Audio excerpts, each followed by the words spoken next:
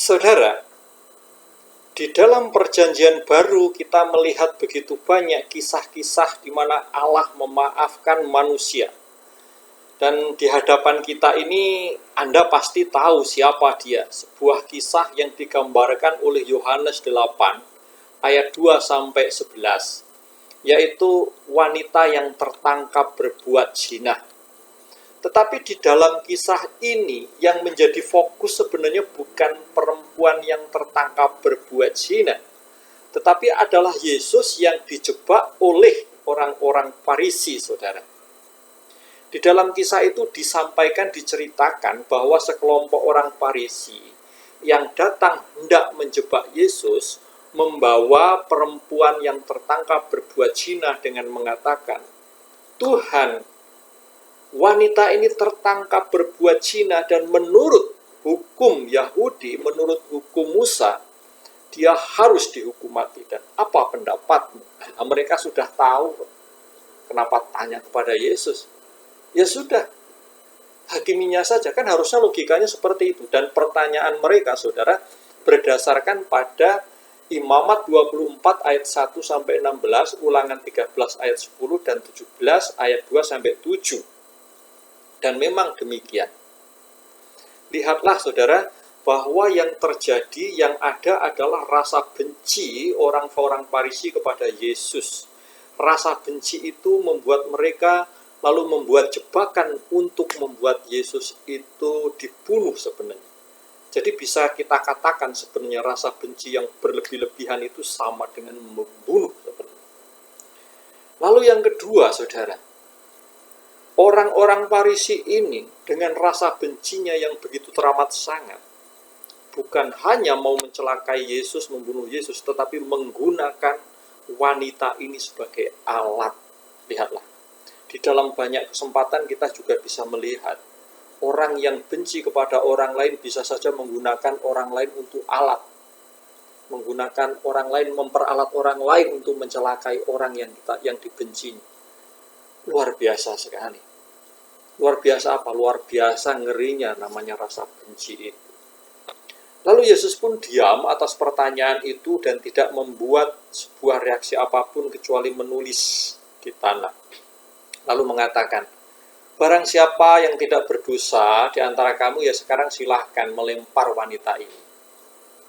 Anda tahu, di dalam tradisi atau keyakinan orang Yahudi tidak ada orang yang nggak berdosa. Semua orang itu berdosa. Hanya Allah yang nggak berdosa. Mereka menyadari itu, maka perkataan Yesus siapa yang tidak berdosa membuat mereka nggak berani. Maka mereka pun meninggalkan Yesus dan wanita itu. Lalu tidak ada satu orang pun yang ada di situ. Dan Yesus bertanya, "Hai wanita, tidak adakah yang menghukum engkau?" Dan perempuan itu menjawab, "Tidak ada, Tuhan." Dan Yesus mengatakan, "Aku pun tidak menghukum engkau. Maka pergilah dan jangan berbuat dosa lagi." Poin berikutnya di sini mau dikatakan juga dengan peristiwa yang Yesus mau dijebak, justru menampilkan Yesus pun tidak menghukum. Yesus pun tidak membalas dosa manusia dengan hukuman, tetapi mengampuni. Mengampuni itu artinya melepaskan. Melepaskan. Yesus melepaskan wanita ini. Lalu yang kedua kita juga bisa saksikan, kita bisa temukan di dalam kisah lain, Lukas bab 7 ayat 36 sampai 50. Menarik sekali. Seorang perempuan yang terkenal sebagai seorang pendosa datang kepada Yesus. Dikatakan demikian. Ketika perempuan itu mendengar bahwa Yesus sedang makan di rumah orang Farisi itu, datanglah ia membawa sebuah buli-buli pualam berisi minyak wangi. Perempuan ini mendengar bahwa Yesus ada di rumah orang Farisi dan ia datang. Lihatlah, ketika dia mendengar bahwa Yesus ada di sana, dia datang. Kesadaran yang luar biasa untuk datang kepada Yesus. Di dalam banyak kesempatan kita bisa melihat orang sudah diberi undangan untuk datang kepada perayaan Ekaristi, pertemuan lingkungan, tidak datang. Perempuan ini nggak diundang, dia mendengar tapi dia datang. Nah, inilah saudara. Jadi janganlah juga kita selalu merasa hebat, merasa suci, merasa luar biasa. Justru orang yang menyadari kekurangannya, kelemahannya, dia akan datang kepada Yesus. Maka Yesus menyambutnya. Maka di dalam Injil lain dikatakan, Yesus mengatakan, bukan dokter yang membutuhkan orang sakit, bukan orang benar yang membutuhkan aku datang bukan untuk orang benar, tapi untuk orang berdosa. Yesus pun menyambut orang yang berdosa yang datang kepadanya. Dan apa yang dilakukan perempuan ini? Sambil menangis dia berdiri di belakang kaki Yesus, membasahi kakinya itu dengan air matanya, menyekanya dengan rambutnya, kemudian dia mencium kakinya dan meminyakinya dengan minyak wangi. Inilah dia melakukan begitu banyak kebaikan, totalitas. Untuk apa, saudara? Dia menyesali hidupnya, bahkan memberikan apa? Air matanya, membasahi kaki Yesus dengan air matanya, menyekanya dengan rambut, mencium kakinya, meminyakinya dengan minyak wangi. Sebuah simbol yang menggambarkan pemberian diri luar biasa, martabat derajatnya, mahkota. Rambut itu kan mahkota, diberikan di kaki Yesus karena dia mohon pengampunan. Nah, setiap orang berdosa dan membutuhkan pengampunan, butuh rahmat pengampunan dari Yesus. Betapa agung rahmat pengampunan itu. Seorang pastor bernama Michael Patella mengatakan, butuh rahmat pengampunan dari Yesus supaya orang mampu mengampuni. Dan betapa agung rahmat pengampunan itu, karena mampu mengubah hidup seseorang. Dan dikatakan wanita ini pun pergi dengan sukacita, saudara. Nah, yang ketiga, kita tahu siapa dia. Dia adalah Zakheus yang sangat terkenal. Sebagai apa? Sebagai orang berdosa juga. Kenapa? Dia dibenci oleh masyarakat, sangat dibenci oleh masyarakat, karena dia sangat kaya. Bukan karena dia sangat kaya dibenci, tetapi karena cara dia memperoleh kekayaan. Di dalam tradisi dahulu sana, ketika dikuasai oleh Roma, Roma itu memperjualbelikan jabatan. Maka jabatan sebagai kepala pemungut cukai pasti itu dibeli dengan harga yang sangat mahal. Dan Zakheus tahu hitung-hitungan bisnis. Gua sudah mengeluarkan uang sekian, maka uang itu harus kembali dalam waktu yang sekian. Maka dia mempunyai anak buah, yaitu pemungut cukai, yang memaksa orang menyerahkan membayar pajak melampaui atau di atas batas kewajaran. Dan itu dilakukan dengan sangat keras. Maka dia sangat dibenci.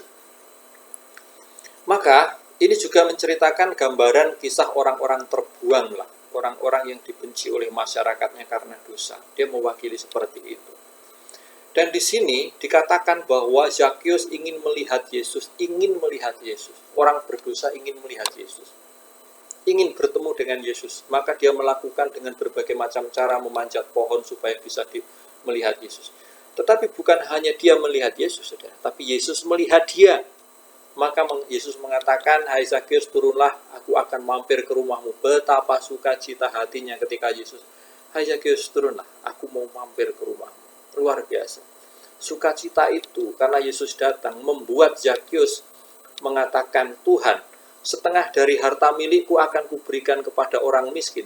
Dan sekiranya ada sesuatu yang kuperas dari seseorang akan kukembalikan 4 kali lipat. Orang yang mendapatkan belas kasihan, mendapatkan kebaikan hati, saudara, akan melakukan kebaikan. Maka sebenarnya ini juga mengajarkan kepada kita, kalau kita akan ingin orang lain bertobat dari kesalahannya, lakukanlah kebaikan kepada mereka. Jangan memuncingkan, ngomongin, malah mengucilkan. Malah yang ada mereka semakin jauh dari kita. Bukan hanya mereka jauh dari Tuhan, kita pun juga makin jauh dari Tuhan, saudara. Ini sebuah pembelajaran yang sangat berharga. Dan Yesus menerima, menyambut, bahkan mampir makan bersama Zakheus. Itulah bentuk pengampunan, itulah bentuk pemaafan. Penerima orang apa adanya, saudara. Nah, ini adalah kisah berikutnya yang menurut saya sangat luar biasa, karena ini menceritakan seorang gembala yang baik, Allah sebagai gembala yang baik. Di sini Allah digambarkan mempunyai hati yang begitu memaafkan. Betapapun anak ini sudah pergi berfoya-foya jauh darinya, menghabiskan harta ayahnya, tapi ayahnya merindukan. Inilah hati seorang bapa yang selalu merindukan anaknya kembali. Karena bapa itu tahu bahwa orang anak manusia yang jauh dari Allah Bapa itu hidupnya terasing, hidupnya tidak bahagia. dan Allah mengharapkan setiap orang kembali